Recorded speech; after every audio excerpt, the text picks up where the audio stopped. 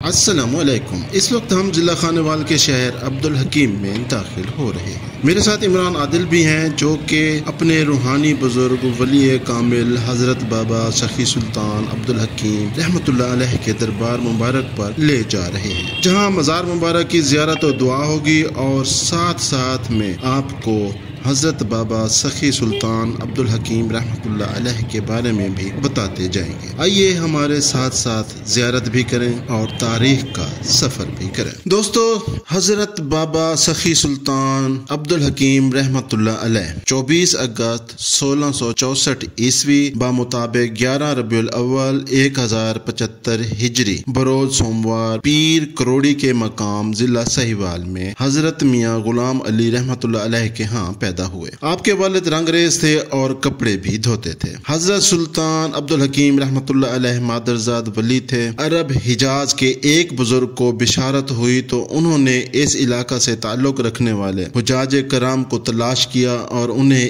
ایک چھری اور آب زمزم دیا اور کہا کہ یہ سب کچھ آپ حضرت میاں غلام علی رحمۃ اللہ علیہ کو دینا اور کہنا کہ آپ کے ہاں ایک بچہ پیدا ہونے والا ہے، اس چھری سے اس کی ناف کاٹیں گے اور آب زمزم سے غسل دیں۔ والد بزرگوار نے ایسا ہی کیا۔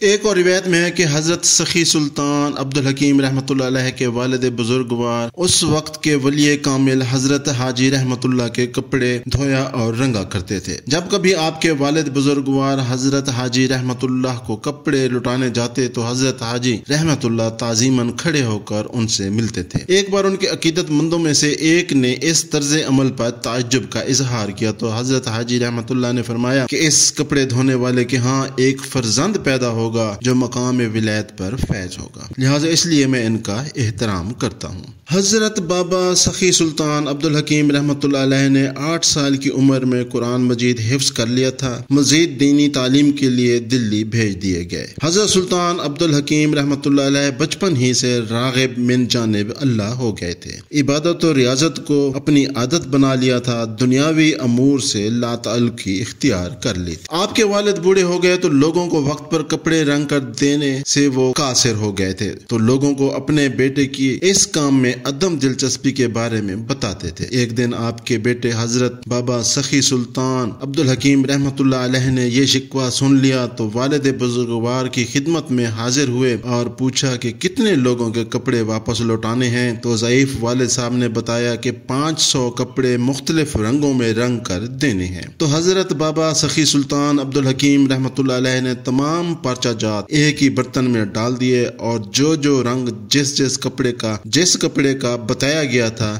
سب کے سب جب نکالے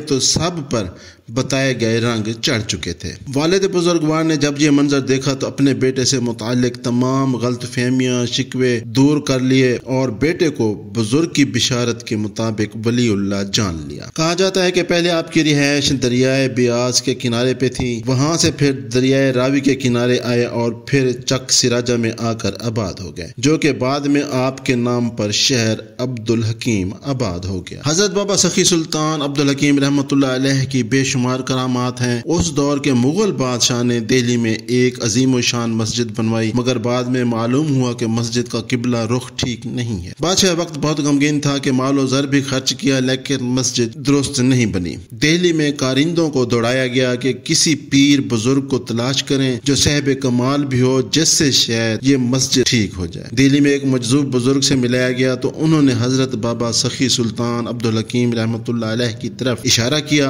اور کہا کہ علاقہ تلمبا ضلع ملتان دریائے راوی کے کنارے پر جائیں، آپ کا مقصد پورا ہو جائے گا۔ مغل بادشاہ نے ایک امیر عبدالوہاب کو آپ کی طرف روانہ کیا۔ امیر عبدالوہاب تلاش کرتے ہوئے حضرت بابا سخی سلطان عبدالحکیم رحمۃ اللہ علیہ کی خدمت اقدس میں پہنچ گیا۔ آپ دریا کنارے بیٹھے کپڑے رنگ رہے تھے۔ امیر عبدالوہاب نے آپ کی خدمت اقدس میں تمام واقعہ بیان کیا اور مسئلہ حل کرنے کی التجا کی۔ حضرت بابا سخی سلطان رحمۃ اللہ علیہ मुस्कुराए और फरमाया, ये काम तो भेजने वाला भी तो कर सकता था। आपने एक कपड़ा उठाया, पानी में डाला और निकाल कर कपड़े को निचोड़ा और फरमाया कि जाओ, मस्जिद सीधी हो गई है। अमीर अब्दुल वहाब ने वक्त और तारीख नोट कर ली और वापस दिल्ली की तरफ रवाना हो गया। दिल्ली पहुंचकर बादशाह को सारा वाकया बयान किया और लिखी गई तारीख और वक्त भी बादशाह को दिखाई तो बादशाह ने बताया कि वाकई इसी दिन उसी वक्त मस्जिद का किबला रुख ठीक हो गया था। अमीर अब्दुल वहाब ने जब सब देखा तो बादशाह की अमारत छोड़कर वापस हजरत बाबा सखी सुल्तान अब्दुल हकीम रहमतुल्लाह अलैह की खिदमत अक़दस में हाजिर हो गया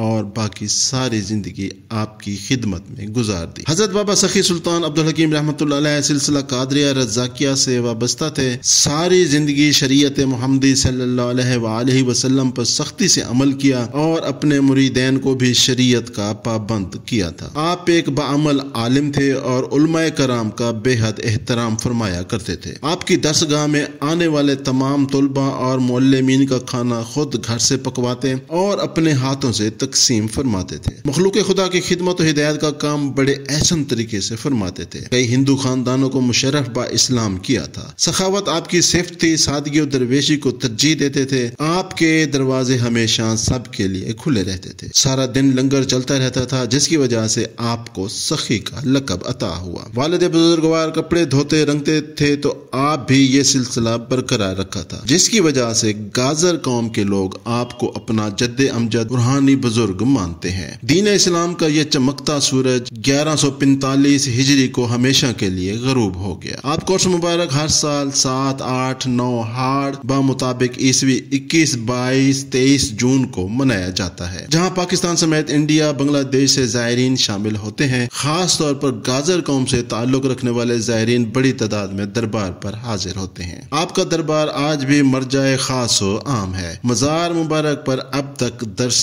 कुरान क्या है। दोस्तों, जब हम रिकॉर्डिंग करके वापस बाहर निकले तो शाम का अंधेरा छा चुका था। अचानक एक आदमी आया और हजरत बाबा सखी सुल्तान रहमतुल्लाह अलैह के लंगर मुबारक की दावत दी। हमारी दुआ है कि हजरत बाबा सखी सुल्तान रहमतुल्लाह अलैह का लंगर मुबारक यूं ही ता क़यामत चलता रहे। अल्लाह पाक आप सबको भी ढेरों खुशियां अता फरमाए। जफर बुखारी और इमरान आदिल को इजाजत दें। मिलते हैं एक नए प्रोग्राम के साथ।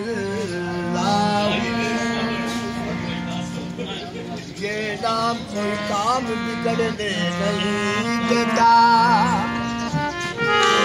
बिगड़े भी बना देता है नाम मोहम्मद। अल्लाह अल्लाह अल्लाह अल्लाह अल्लाह अल्लाह अल्लाह अल्लाह